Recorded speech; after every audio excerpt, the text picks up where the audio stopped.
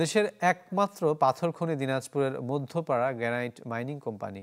বিক্রি না হওয়ায় জমে আছে 12 লাখ মেট্রিক টন পাথর। এগুলো বিক্রি করে সরানো না হলে পর্যাপ্ত জায়গার অভাবে বন্ধ করা হয়ে যেতে পারে পাথর উত্তোলন। সংকট নিরসনে তাই দ্রুতই পদক্ষেপ চান আমদানিকারকরা। পাথরের বিশাল মজুদ দিনাজপুরের মধ্যপাড়া গ্রানাইট মাইনিং কোম্পানি লিমিটেডের ইয়ার্ডে। এই খনিতে পাথর উত্তোলন হয় 6টি সাইজের, যার মধ্যে 4টি বিক্রি হলেও জমে আছে বেলাস্ট ও বোল্ডার সাইজের প্রায় 12 লাখ মেট্রিক টন পাথর। অবস্থা এতটাই বেগতিক যে এগুলো বিক্রি করে সরানো না হলে পর্যাপ্ত জায়গার অভাবে বন্ধ হয়ে যেতে পারে পাথর উত্তোলন।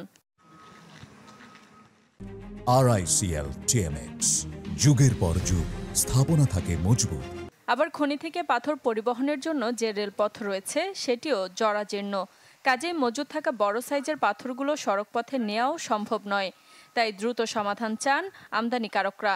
রেল লাইনটা দিলে সুবিধা হয়, যেখানে বেশিরভাগ পাথর লাগে ওই জায়গায় হলো রেল লাইনের জন্য সুবিধা। দেশে বৈদেশিক মুদ্রা সাশ্রয়ের জন্য, আর্থসামাজিক অবস্থা উন্নয়নের জন্য প্রয়োজন।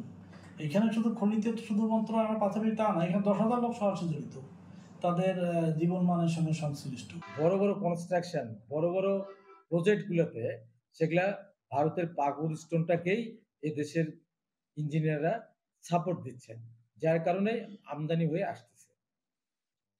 এই কারণেই আমাদের বাংলাদেশীয় যে পাথরটা এটা এই প্রজেক্টগুলোতে চলছে না।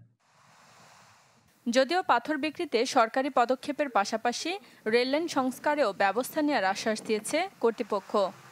রেলওয়ে, পানি উন্নয়ন board, roads and highway, LGD এই সমস্ত সরকারি সংস্থার যদি পৃষ্ঠপোষকতা থাকে, দেশের ডোমেস্টিক রিসোর্সকে ব্যবহার করার প্রপারলি হয়েছে, তাহলে অবশ্যই তো আমাদের এই পাথর উৎপাদন বা বৃদ্ধি করার প্রয়োজনীয়তা আছে। মাইনিং কর্তৃপক্ষের অর্থায়ন এটা আমরা বাস্তবায়নের জন্য পদক্ষেপ নিচ্ছি, মন্ত্রণালয়কে আমরা প্রস্তাব দিয়েছি। ওনারা যদি নীতিগতভাবে সম্মত হয় তাহলে আমরা আমাদের ডিপিপি থ্রো করব। জায়গার অভাবে গেল বছরের ফেব্রুয়ারি থেকে 2 মাস 9 দিন বন্ধ ছিল খনি থেকে পাথর উত্তোলন। Desk report, channel 24।